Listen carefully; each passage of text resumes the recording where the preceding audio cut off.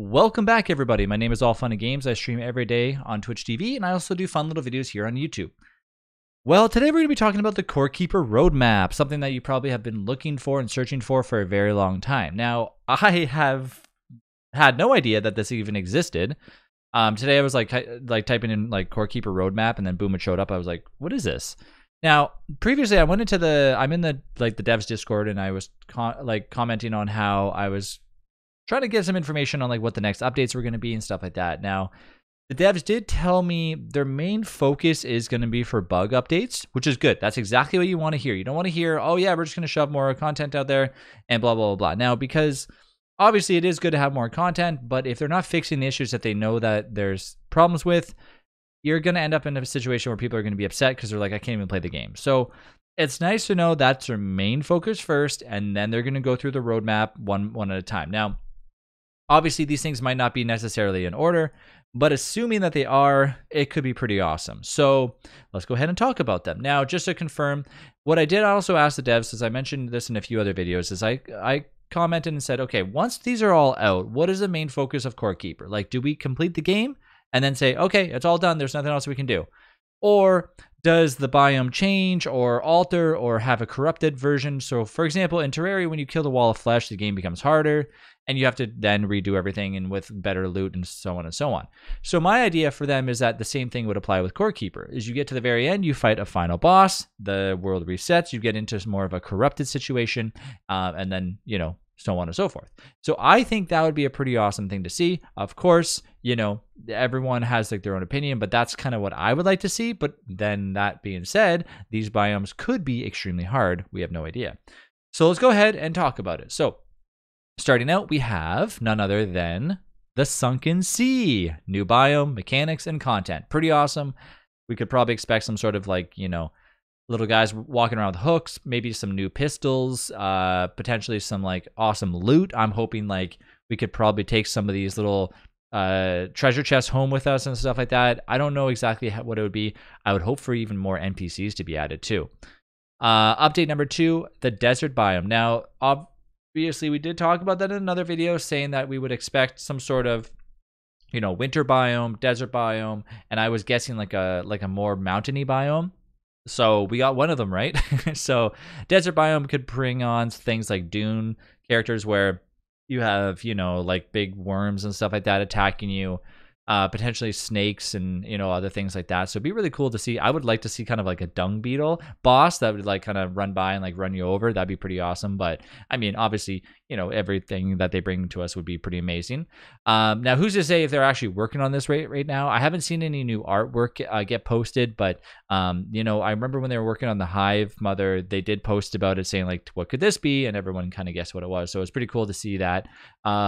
Next up is a crystal biome. Oh, crystal biomes are beautiful. This offers a ton of different ways to have, crystalline weaponry. So you can have really nice weapons show up. You can have really nice armor. I think, this overall would just be a really beautiful area to be part of. So, I mean, I don't know what kind of bosses they would give us, but regardless, that'd be pretty sweet. And then we have nice to haves, as in things that they potentially will be adding in. Boats. Interesting that they would give us boats. There's not really a lot of water to traverse right now, but regardless, it might be cool to build your own base on the water, I guess. Friendly animals, which would be really cool for, I'm thinking, I don't think they're referring to farming necessarily. Maybe they are, but they could be referring to cats, dogs, stuff like that, similar to kind of a Stardew Valley situation where you can name them. Emotes, which is awesome because you can go in the server and kind of do little gestures. More character customizations, always good. Obviously, my hair being purple or green, that's enough for me, but some people like more than that, like big elf ears or something. More unique locations. So I'm guessing that kind of adds to different little mini bosses along the way.